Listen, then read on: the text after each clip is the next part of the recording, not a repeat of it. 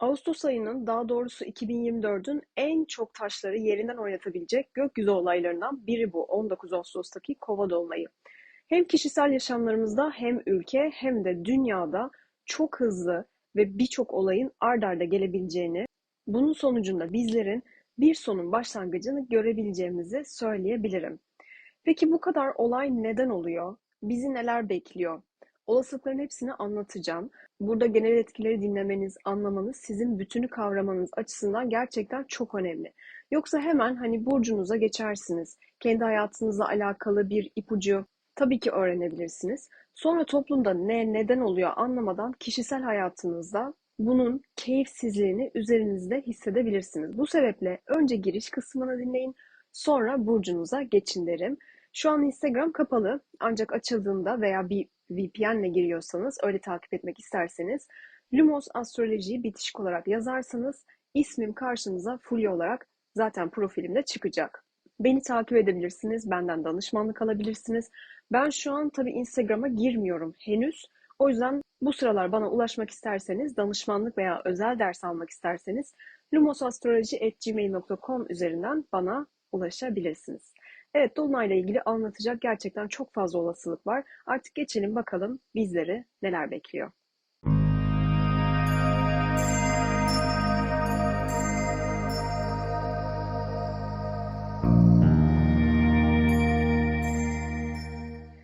19 Ağustos saat 21.25'te Kova burcunun 27 derecesinde bir Uranüsyen Kova dolunayı olacak. Aslında bu bir süper ay. Dünya yörüngesine çok yakın olacak. Yani dolunayın etkisini bizler çok daha belirgin alacağız diyebilirim. Dolunay zamanı demek hasat zamanı, olayların aslında ortaya çıktığı, daha görünür olduğu ve sonuçlandığı zamanlardır. Zaten Ağustos'un ilk 2 haftası ülkede, dünyada ya da kişisel hayatlarımızda neler olduysa küçük büyük bizi etkileyen bunlarla alakalı bir gelişmenin artık olacağını, olayların zirveye taşınacağını gösteriyor. Özellikle Temmuz sonu, Ağustos başı hayatınızda her ne olduysa bunların sonuçlarını alabilirsiniz. Birazcık sabırsız bir enerji olacak ama Dolunay'ın bir hafta öncesi, bir hafta sonrası bu tüm anlattıklarım geçerli olacak. Şimdi bize bu Dolunay önce genel olarak ruh halimizde, sonra da hayatımızda, ülkede, dünyada nelere sebep olabilir? Buna bir bakalım. Şimdi Kova burcunda bir dolunay varsa, bu bizim bir süredir aslında içimizde böyle biriktirdiklerimizi, biraz daha isyankar ve zincirleri kırmak istercesine dışarı çıkartabileceğimizi anlatır.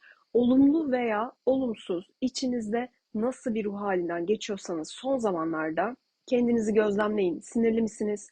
Keyifli misiniz? Heyecanlı mısınız? Nasılsınız?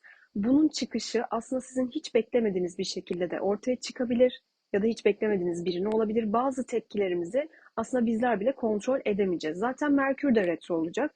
Tam Dolunay'ın karşısında, yani yanlış anlaşmalar kaynaklı bazı tartışmalar, zıtlaşmalara sebep olabilir.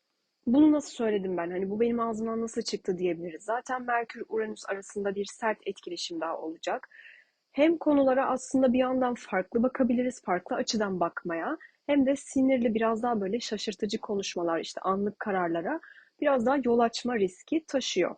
Çok böyle farklı yöntemler, hani çok ütopik, olasılık dışı düşünceler tabii ki aklınıza gelebilir. Beyin fırtınası yapmak açısından bu dolunay harika bana kalırsa. Bayağı bu dolunaya bırakabilirsiniz. Böyle yaratıcı şeyler ortaya koymak isterseniz. Hani oturup bir konuyu böyle detaylıca irdeleyip çözüm yolları veya alternatif, orijinal fikirleri geliştirebilirsiniz bu dolunay zamanı. Retro sonrasında yeniden bir değerlendirin derim yine de. Bir anda tepki verebilirsiniz, bir anda bir şeylere karar verebilirsiniz ve bu hani yeter artık dedirtecek bir konu sebebiyle de olabilir. Kovadaki bu dolunaya Uranüs'ün sert etkileşimde bulunması, zaten Uranüsyen bir dolunay diyorum. Kova burcu çarpı 5 demektir bu.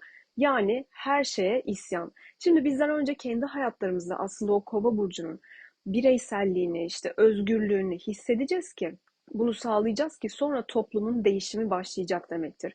Gördüğümüz ve yaşadığımız olaylar aslında bir süredir fazla birikimi zaten getirdi. Elektrikli böyle aykırı enerjinin en yüksek olduğu zamanlardan geçiyoruz. Yani hem kişisel hem toplumların böyle biraz kaynadığı, ayaklanma, isyan, devrim niteliğinde olayların ve şok edici olayların arka arkaya gelmesi demektir. Uranüs etkili bir dolunay olunca böyle oluyor tabii ki. sinyallerini aslında biz Ağustos'a girer girmez hemen başında almaya başladık. Şimdi artık bir konuya tepkimizi belki sadece daha önce yakınımızdakilere dile getiriyorduk. Şimdi birlik olma, hep beraber harekete geçme, belki işte yürüyüşler, çatışmalar, ayaklanmalar bu aralar daha da fazlalaşabilir ülkemizde ve dünyada. Peki bunlar neden oluyor? Yani ya da olacak. Bu kısmı daha çok aslında ben önemsiyorum. Çünkü bu bir uyanış dolunayı. Yani Uranüs varsa farkındalık artar ama Uranüs sert açıda olduğu için de o uyanış çok daha sert olur demektir. Yani farkındalık da böyle çok yumuşak bir şekilde bize gelmeyecektir. Hani bazen deriz ya işte iş işten geçti artık ama anladık. Hani şimdi herkes aynı fikirde deriz. Bunu sağlayabilecek bir dolunay aslında. Toplumun bu negatif olaylar olmadan uyanmadığını gösteren bir dolunay olduğunu göreceğiz. Kişisel haritalarınızı bilemiyorum ama eminim harika etkileşimler de alırsınız.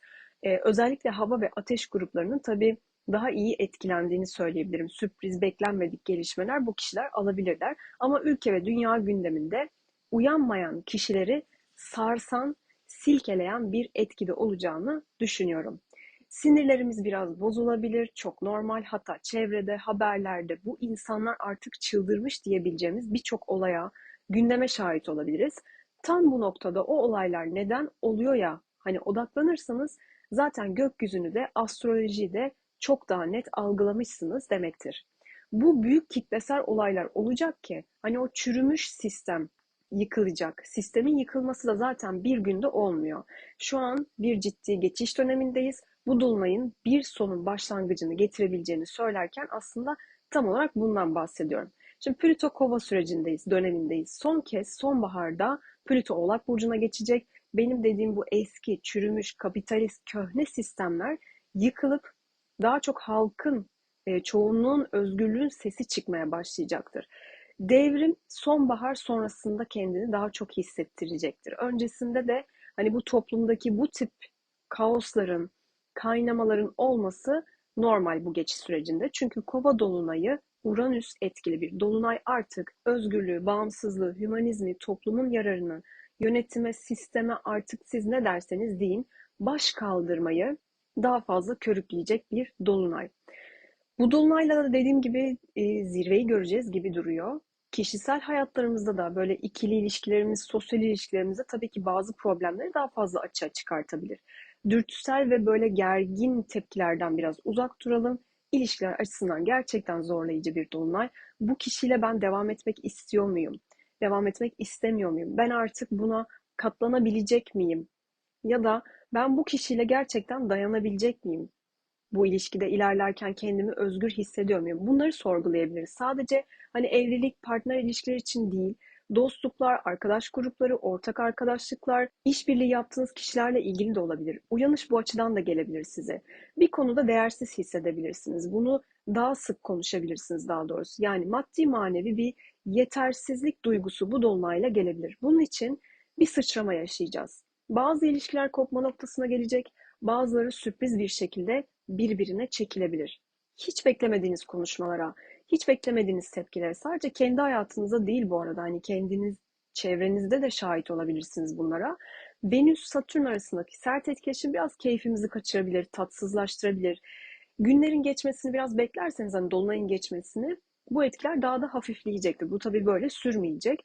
Bunların hepsi bizim bir şeyleri fark etmemiz için oluyor arkadaşlar. Yoksa gezegenlerin bize hiçbir garezi yok. Bakın onca olumsuz ve sert etkileşime rağmen aslında olumlu bir son için bu süreçten geçtiğimizin altını çizmek istiyorum. Şimdi biz ne yapalım peki bu dolunay zamanında böyle daha kolaylıkla geçirebilmemiz için? Bir kere olabildiğince, çok agresif bir dolunay olduğu için sakin kalmaya, hızlı tepki vermemeye, düşünerek adım atmaya özen göstereceğiz. Çok mümkün olmayabilir. Bazı anlarda hani böyle bir anlık çıkış yapabilirsiniz ama çaba gösterin. Olanları geniş çerçevede değerlendirin ki bunca olayın içinde sıkışmayın. Çok ufak bir olayı bile hani büyütebiliriz. Beklenmeyen olaylara karşı bu esnekliğimiz kaybolabilir. Bunu korumak gerekiyor. Yani inat etmek, bir şeylere sürekli itiraz etmek, hani ben bilirim demek yerine şartları değiştirebiliriz. Bakış açımızı değiştirebiliriz. Fazla sabitlik daha fazla kırılmayı getirecektir. Bu yüzden de hani bu değişen koşullar neyse, bu konular neyse ona ayak uydurmaya çalışmamız gerekiyor hayatlarımızda. Zaten planlarımızda çok fazla değişiklik olabilir bu süreçte. Bugün bir plan yaparsınız, yarın değişebilir, ertelenebilir. Zaten ertelenme ve gecikmeleri de veren bir dolunay ve bir haftadan geçeceğiz. Belki bir ihtimal hani dolunay sonrasındaki hafta bir çözümlenmeler olabilir. O yüzden böyle gergin enerji biraz hafifleyecektir. Bu dolunayın çıkışı ben, biz, işte halk, lider, büyük bir isyan, büyük bir tepki, ayaklanma bu kişilere karşı olabilir. Zaten Kova sosyal medya, kalabalık grupları, işte eşitliği anlatır. Muhtemelen gündemlerimizle ilgili tepkiler büyüyecektir. Hepimizi şaşırtan kararlar, uygulamalar, hiç ama hiç beklemediğimiz şeyler bu dönemde duyabiliriz. Kendi kişisel haritalarımız içinde bu tabii ki böyle. En ufak bir şeye bile tahammülümüz kalmayabilir bu birkaç hafta içerisinde. Zaten bu sebeple düşüncelerimize ve ifadelerimize belki de en çok dikkat etmemiz gereken dönemden geçiyoruz. Bu süreçte bizim yaratıcılığımız çok fazla artacak. Hani çok fazla sosyalleşebiliriz. Yeni insanlarla da tanışabiliriz. Kalabalıklar içine girebiliriz. Yeni arkadaşlıklar edinebiliriz. Bunun yanı sıra eski dostlarla, hatta geçmişten gelen dostlarla ya da belki aşkların tekrar bir araya gelme durumu da söz konusu olabilir. İletişime geçebilirsiniz bu süreçte. Merkür Retro olduğu için zaten iletişimimize bu dönem dikkat etmemiz gerekiyor. Burada bizim zihinsel olarak aslında gergin olabileceğimizi, bu sebeple söylemek istediğimizi hani söyleyip rahatlamak isteyeceğimizi gösteriyor. Şimdi iletişim evinde bir Jüpiter-Mars var. Bunlar kavuşumda, Satürn'e sert açıda, Merkür-Uranüs arası gergin. Dolayısıyla böyle arkadaşlar hani bu bir kaza açısıdır. Zincirleme kazaları Allah korusun verebilir. Uçak kazalarını, arızaları, uçaklar, helikopterle alakalı stresli durumları anlatabilir. Trafikte, uzun yolculuklarda hani aman diyeyim çok dikkat edin. Bayağı riskli. Şiddetli rüzgarları, fırtınaları, depremleri, ekstrem doğa olaylarını, elektrik çarpmalarını, hava kazalarını, elektrik kesintilerini, tsunami gibi pek çok böyle çok şiddetli doğal afetlerle karşı karşıya kalınabilir. Ben bunu sadece ülkemiz için söylemiyorum. Bu tabii ki bütün dünya için geçerli olacaktır. Zaten bu etkileri almaya başladık bile. Dolunay'ın teması doğanın isyanını anlatıyor. Yani sadece tabii ki insanların isyanını değil. Çok kolay karşımızdakini bu arada kırabiliriz, kızdırabiliriz. Şimdi sosyal medya kısıtlamalarının belki giderek artması, daha doğrusu bizim ifade özgürlüğümüz, işte insanların birlik olabilmesi, paylaşımlarda bulunabilmesi, etkileşimde bulunduğu bu platformlarda kapatmalar tabii ki devam edebilir. Hani tepki çıkmasın diye yapılan tüm bu hareketlerin daha büyük bir tepkiye yol açabileceğini bu dolunay gösteriyor. Hani nasıl güçlü bir dolunay ve açılara sahipse bu çok öncesinde aslında başladı. Dolunay yöneticisi çok kapalı bir alanda olduğu için gizli kapaklı şeyleri gösteriyor. Bu gizli kapaklı şeyler döndüğü için zaten bu yapılanlar her neyse, alınan kararlar neyse bu olayların büyümesinin engellemek, kısıtlamak için yapılıyor ya da yapılmaya devam edebilir. Benim birebir çalıştığım bir öğrencimle böyle 1 Ağustos gününde Dolunay'ı birlikte çalışıyorduk. Bu cümleyi kurmuştum aynen. Ertesi günü zaten yasak geldi. Sebebini gerçekten sonradan anladık. Yani tam olarak bu tema gün geçtikçe de kendini çok daha fazla belli ediyor. Şimdi kısıtlama engel teması çok yoğun aslında bu dolunayda ama bir de yeni ayda başlayan bir etki var. Bu dolunayda bunlar sonuçlanabilir. Bunun sonuçlanacağını düşünürsek de bu karar nereye gidiyor dersek normalde Instagram'ın dolunaya ilerleyen günlerde zaten açılması gerekiyor. Bununla alakalı bir sonuçlanma gerekiyor demek istediğim. Eğer karar şaşırtıcı bir şekilde hala kapalı kalmasında ısrar ediliyorsa bu kısıtlama teması böyle hani dallanıp budaklanabilir, devam eder, artık kalır o zaman Eylül'e. Zaten açılsa da artık tepkilerin ben azalacağını düşünmüyorum. Çünkü çok tepkisel bir dolunay. Bu dolunayla ipin ucunun kaçtığını göreceğimiz için zaten pek çok farklı konuya da tepkiler çığ gibi büyümeye devam edecektir. Bunlardan bir tanesi de ekonomi. Farklı yerlerden bu engellemeler devam edebileceğine dair zaten göstergeler mevcut. Bir de çalışan kesim, hayvan yasası, hayvanlar, işçiler, emekçiler hep burada böyle daha sert bir, baskın bir enerji var Satürn tarafından. Böyle abartılı olaylar görebiliriz. Abartılı olaylara tepkimiz de çok sert çıkabilir. Hani biz biraz çizgimizden çıkabiliriz bu dönemde. Şimdi ekonomik kısmına gelirsek de en önemli konulardan bir tanesi bu dolunayda. 2024 yılındaki en tedirgin eden dolunaylardan biri olarak beklediğim bir dolunaydı benim. Zaten Uranüs para evinde. Orayı hani şöyle bir sarsıyor diyebilirim. Yani bizim zaten şaşıracağımız, beklemediğimiz konular ekonomik açıdan da gelebileceğini, dolunayla bir şeylerin daha da görünür olacağını zaten gösteriyor. Ekonomik kriz bir dolunay olsaydı ben bu dolunay olurdu derdim. Maddi anlamda artık bu yetersizliği, büyük paraların hani çıkışını, vergileri, zamları, artık fiyat artışlarını, hani bu ekonomik krizin daha da derinleşmesini bu dolunayla beraber daha yoğun hissedebiliriz ve sert yüzleşmeler yaşayabiliriz. Protestolar tüm dünyada, hani sadece ülkemizde değil, ekonomik açıdan halkı sıkıştıran konuların artabileceğini gösteriyor. Bu borsadaki, işte piyasalardaki çok ani iniş çıkışları gösterebilir. Altın, dövizde ciddi oynamalar, hatta artışlar olabilir. Biraz maddi manevi bu dolunay ve sonrasında hazırlıklı olmak gerekiyor diye düşünüyorum. Hani bir hayat dursun demek değil asla, ama dediğim gibi bir süreçten, bir eşikten geçiyoruz. Halkın tepkisi bu hayat pahalılığı, insanların kazançlarının yetmemesi, zamlar, vergilere tepkisi, hani böyle freni boşalmış bir kamyon gibi olabilir bu süreçte. Ve işte bu zamanda tahammülün olmadığını, o dilimizin kemiğinin olmadığı zamanlar diyebilirim. Elektrik, elektronik eşyalarla ilgili hani bu dönem alınmasa iyi olur, bozulabilir çünkü zaten. Elektrik veya internet kesintilerini de görebiliriz. Sosyal medya kısıtlamalarının yanı sıra. Bir de meclis içinde ve parti içindeki görüşmeler, işte çıkan kararlar e, veya belki kopuşlar, partilerin, meclisteki kişilerin kendini doğru ifade edememesi, yanlış anlaşılması ve içeride yaşanabilecek önemli krizleri de anlatıyor. Halkın yine bu kişilere tepkisini görebiliriz. Şimdi Şiron Koç burcunda dolunaya destek veriyor. Ne yapmak istiyorsak biz bu dönemde bizi çok fazla böyle cesaretlendirecektir. Uranüsyen bir dolunay bir uyanışı, bir başkaldırıyı, bir isyanı getirebilir, ancak sonrasında bu uyanışla şifalanabileceğimizi gösteriyor. Mars-Jüpiter kavuşumu bizim değerlerimizi, düşüncelerimiz için savaşabileceğimizi yine anlatıyor. Savaş demişken savaşın, liderlerin daha da sert, daha da böyle şaşırtıcı hamlelerle yine çok konuşacağımızı, kitlesel ölümleri maalesef gösteriyor. Yani maalesef ölümleri, öldürülmeleri anlatıyor. Bunca kötülüğe ne kadar katlanılır bilmiyorum. Çok sert bir dolunay gerçekten. Etkilerini almaya zaten başladık. Dediğim gibi bu volkanik hareketler, askeri hareketler, yangınlar Mars-Jüpiter kavuşumundan dolayı daha etkin olabilir. Umarım hani orada Satürn biraz daha böyle engelleyen, kısıtlayan, daraltan etkide olur. Yani büyüme noktasında durdurur demek istediğim. Tabii Mars-Jüpiter bize bir şeyleri bu dönemde çok net öğretecek ve gösterecektir.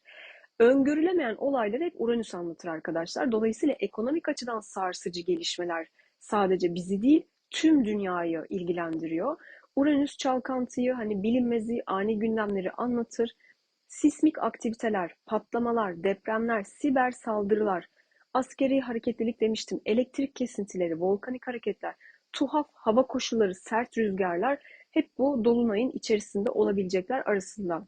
Büyük bir uyanışı tetikleyen bir dolunay. Şok edici olaylarla bu uyanış ani olacaktır. Olması gerekiyordur. Yani siz birine dersiniz ki arabadan ses geliyor. Belli ki işte bu sıkıntılı, eğer trafiğe çıkarsan seni yolda bırakabilir dersiniz. Hani bir kontrol ettir istersin dersiniz. Bu kişi bir dikkate almaz, iki dikkate almaz, üçüncüsünde kaza yapar. Ben bu tip olayları bu dolunaylara benzetiyorum. Hani keşke baktırsaydım dememek için kendi şahsi hayatlarımızdaki önlemleri almamız gerekiyor. En çok da tepkilerimize dikkat edelim. Şimdi bu dolunay Eylül ayındaki Balık burcunda yaşayacağımız ay tutulmasının ön olaylarını getiriyor diyebilirim. Değişim isteyen, değişim getirilmesinin zorunlu olacağı bir dolunay. Dolunayı anladığınızı düşünüyorum artık. Size tutulma gibi zaten anlattım. Şimdi geçelim artık yükselen burcunuza göre bu dolunay etkileri ne olacak? Koç ve yükselen koçlar, 19 Ağustos'taki dolunay sizin 11. evinizde meydana geliyor. Aslında belki biraz daha böyle olumlu etkiler, işte sonuçlar alabilecek gruptasınız.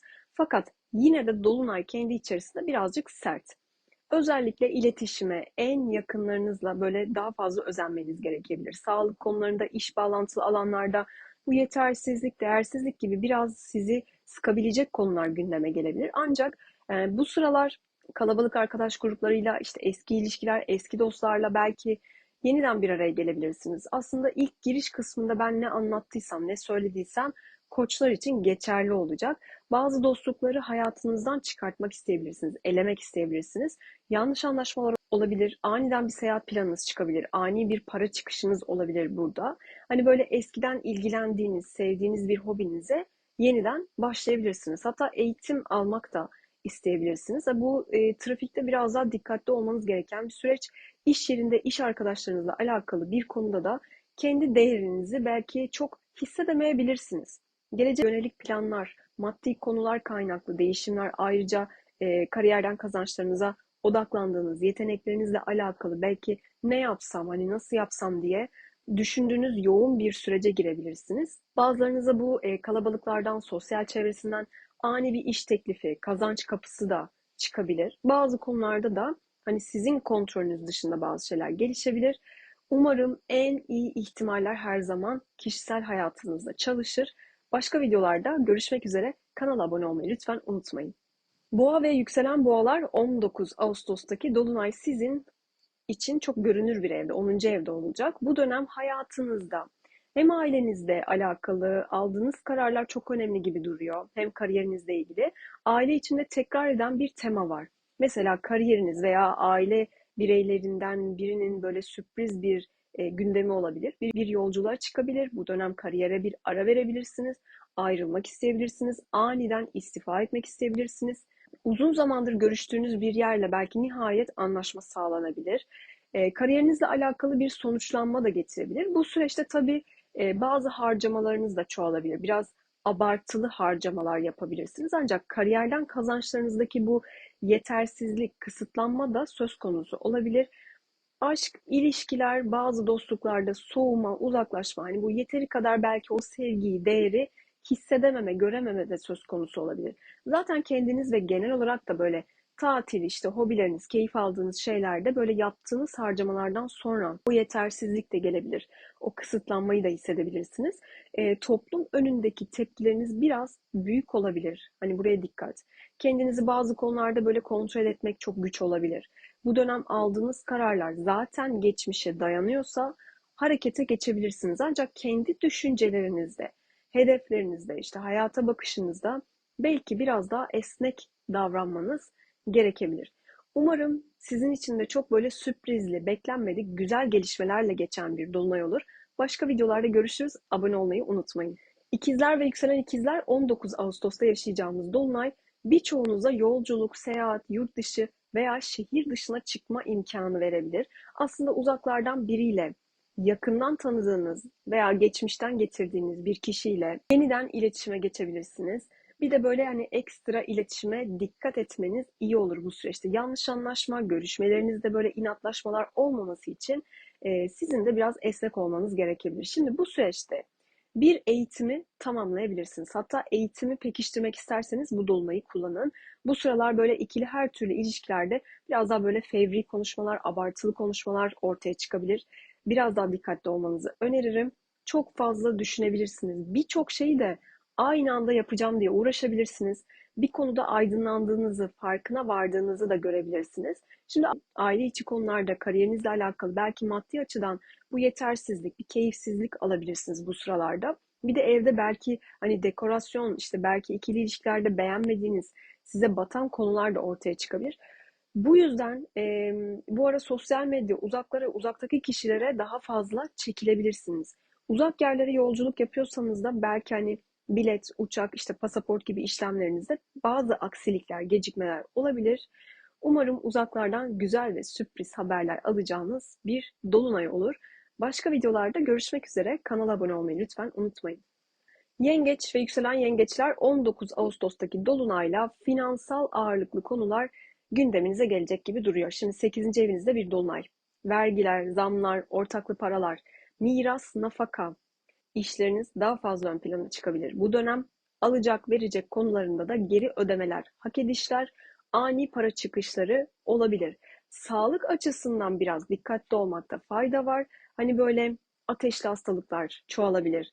Ayrıca genel olarak en yakınlarınızdan, hayatınızdaki işte ikili ilişkilerinizde biraz böyle keyifsiz olduklarını gözlemleyebilirsiniz. Yine yakın çevrenizden birileriyle de böyle aranız soğuyabilir. Kariyerinizle alakalı güçlenmek için bazı adımlar atmak isteyebilirsiniz. Ancak finansal konularda bir anda yönünüzü değiştirecek bazı koşullar da oluşabilir. Şimdi bazı kaygı ve korkularınız bu dönemde daha da fazlalaşabilir. Mesela anksiyete, işte uykusuzluk, stres bunlar çıkabilir. Geçici bir süreçtir. Ani bir operasyon ya da sağlık kontrolü veya geleceğe yönelik parayı ben nasıl değerlendirebilirim dediğiniz planlar içine girebilirsiniz. Belki bu sıralar işte beklediğiniz bir miras, bir dava sonucu da ortaya çıkabilir. Örneğin nafaka alacaksınız. Bununla alakalı bazı gelişmeler kaydedebilirsiniz. Yurt dışına çıkmak için, uzaklara seyahat etmek için yine bir bütçe planlaması yaptığınız bir süreç olabilir. Umarım sizin için de çok keyifli bir dolunay olur. Başka videolarda görüşürüz. Kanala abone olmayı lütfen unutmayın. Aslan ve yükselen aslanlar, 19 Ağustos'taki dolunay sizin için çok çok önemli. Çünkü 7. evinizde gerçekleşiyor. Bu sizin ikili her türlü ilişkinizdeki dinamiğe bağlı olarak ya kopmaları ya da aniden birleşmeleri, geri dönüşleri, konuşmaları getirebilir. Eğer zaten ilişkilerinizde, işte ortaklıklarınızda, dostluklarınızda bir sallantı varsa, böyle bir dönemden geçiyorsanız ayrılmak, özgürleşmek isteyebilirsiniz. Hatta bazı kişiler boşanma sürecinde olabilir. Toplum önünde, kendi çevrenizde de daha fazla görünür olabilirsiniz. İnsanlar sizin tepkilerinize şaşırabilir. Bu süreçte belki biraz maddi yetersizlik, işte ikili ilişkilerde kendini yetersiz, değersiz hissetme durumuna girebilirsiniz.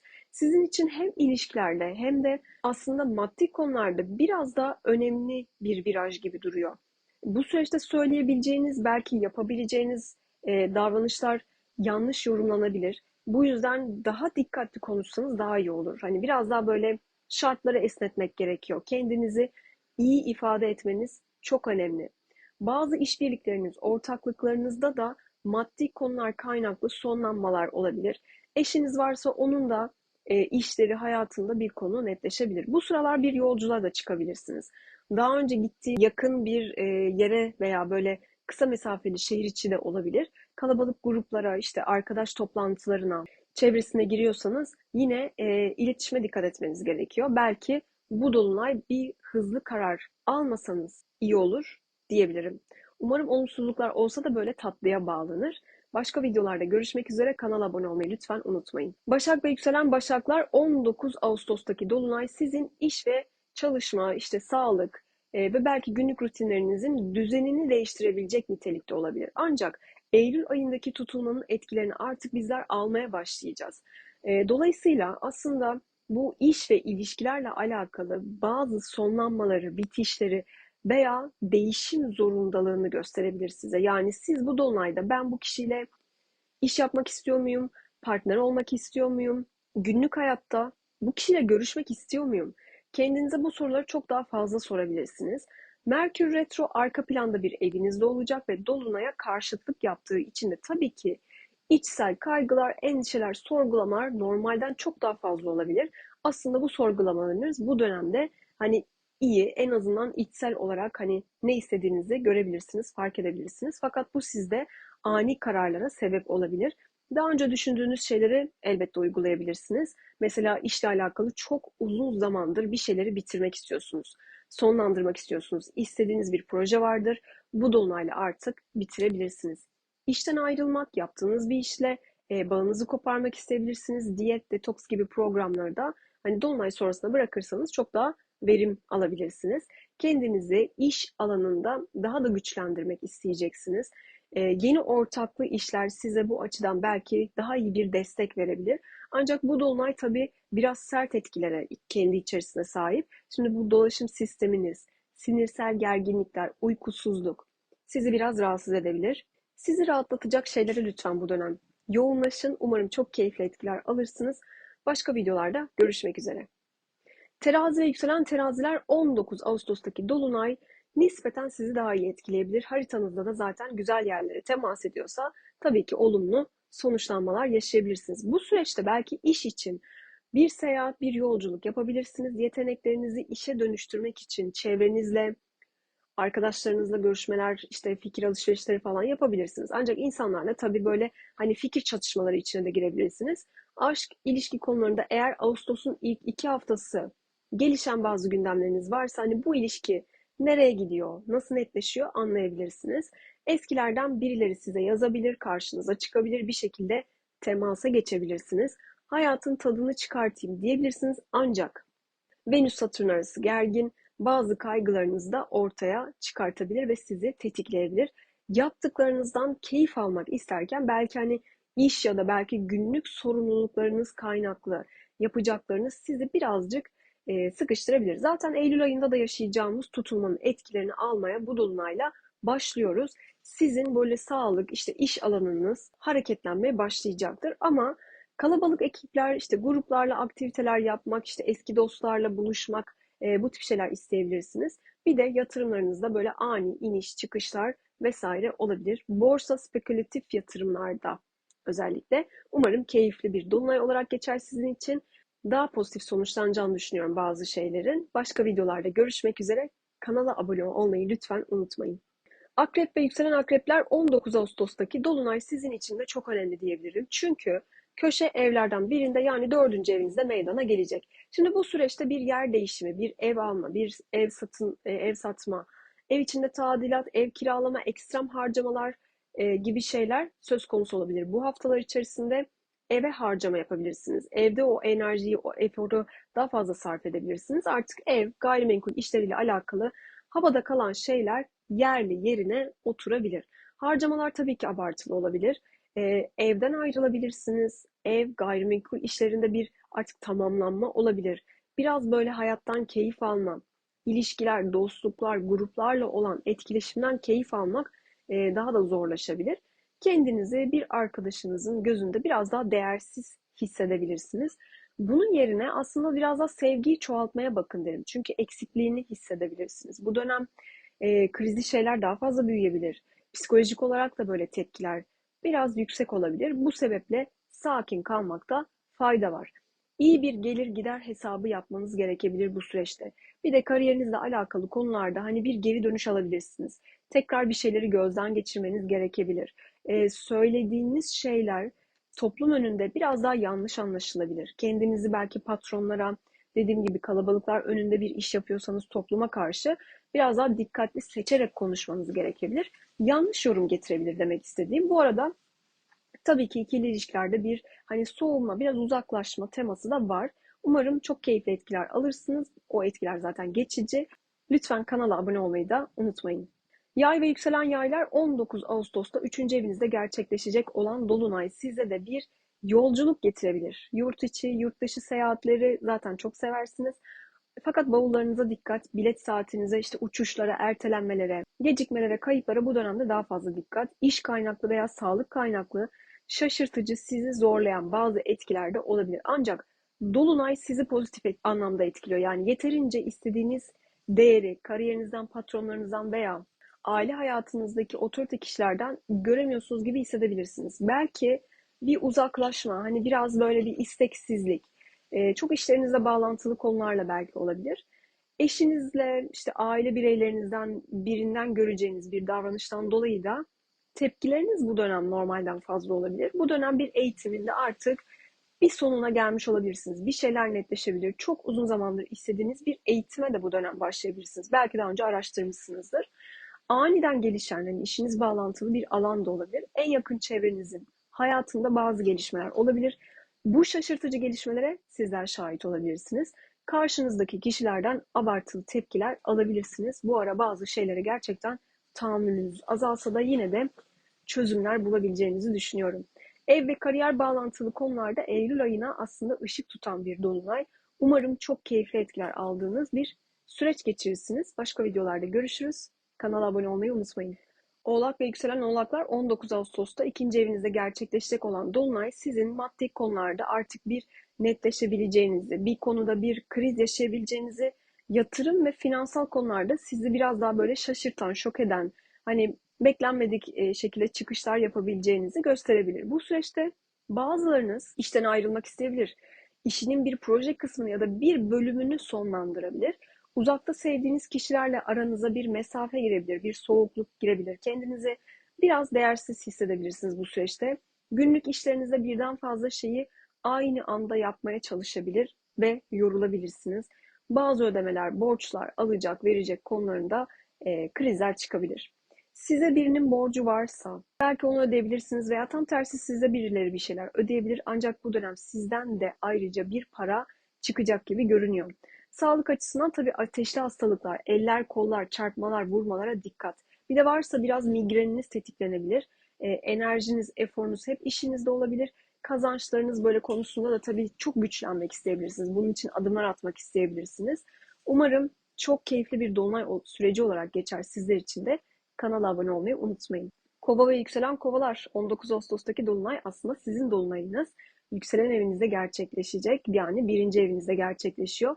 En çok konuşulacak burçlardan biri sizsiniz. En belirgin olayları sizler yaşıyor olacaksınız. Sizin vereceğiniz kararlar çok önemli olabilir ama ani kararlar vermeye de biraz yatkınsınız. Özellikle de ailevi konularda, evlilik, gayrimenkul, yer değişimi veya belki taşınma konularında bu beklemediğiniz anda gelişen konular ortaya çıkabilir. Eğer geçmişten gelen bir kişiye yeniden kalbinizi açmak isterseniz, yeniden hayatınıza almak isterseniz her şeyi lütfen konuştuğunuza, hallettiğinize emin olun. Partneriniz varsa geçmişten bir konu gün yüzüne çıkabilir, tekrardan konuşabilirsiniz. Hatta bazı yanlış anlaşmalar ve tartışmalara da sebep olabilir. Dikkat. Ortaklık, dostluklarda da burada belki maddi konular kaynaklı veya işte kimde ne kadar değerliyim ya da değilim sorgulamasına girebilirsiniz. Bu süreçte bir yolculuğa da çıkabilirsiniz siz de. Bir tamamlanma dolunayı aslında, yani Eylül ayındaki tutulmanın etkilerini böyle ufaktan alacağımız bir dolunay. Dolayısıyla işleriniz, maddi konularla alakalı bir takım krizli konular, işte anlık gelişmeler olabilir. Attığınız adımların iyi düşünülmüş olması gerekiyor bu süreçte. Bu ara pek bir şeye tahammülünüz kalmayabilir, özellikle sizin. Yani yanlış kararlar verebilirsiniz. Aşk, ilişkiler konusunda da bazı netleşmeler artık yaşanacaktır. Aile veya ev kaynaklı tartışmalar biraz tetiklenebilir. Ama umarım çok keyifli etkiler alırsınız. Haritanızda güzel etkileri vardır.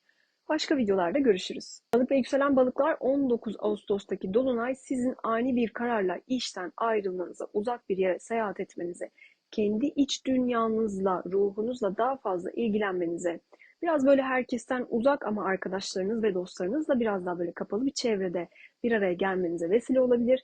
Kontrolünüz dışında gelişen olaylar olacaktır. Lütfen sinirleriniz çok çabuk bozulmasın. Yıpranabilirsiniz. Geçmişte çalıştığınız kişilerle yeniden irtibata geçebilirsiniz bu süreçte. İkili ilişkiler, dostluklar, eşinizle alakalı hani bir konuda bir değersizlik, bir uzaklaşma, bir soğuma çok kısa süreli de olsa olabilir. Ancak bu dediğim gibi geçici bir etki. Siz biraz herkesten uzak kalmak isteyebilirsiniz. Arka planda yine böyle çok çalışarak bir şeyleri halletmeye çalışabilirsiniz. Eğer iş yerinde veya birlikte çalıştığınız kişiler sizin hakkınızda böyle negatif şeyler düşünüyorsa zaten bunları duyabilirsiniz ve ona göre davranırsınız. Hiç beklemediğiniz çünkü gelişmeleri en yakın çevrenizden bu dönemde duyabilirsiniz. Aile eviniz ya da işte kendi eviniz içerisinde çok fazla aslında hareketlilik var, fakat sizin sorumluluklarınız, yapacaklarınızdan dolayı bir türlü oralara fırsat gelmeyebilir. Bir engelleniyorsunuz gibi düşünebilirsiniz. Uykunuz bu ara çok düzensiz olabilir. Uykunuz kaçabilir, uykunuz bölünebilir ya da çok uyuyabilirsiniz. Birkaç gün sürebilir bu. Umarım çok keyifli etkiler alırsınız her şeye rağmen. Başka videolarda görüşürüz. Kanala abone olmayı lütfen unutmayın.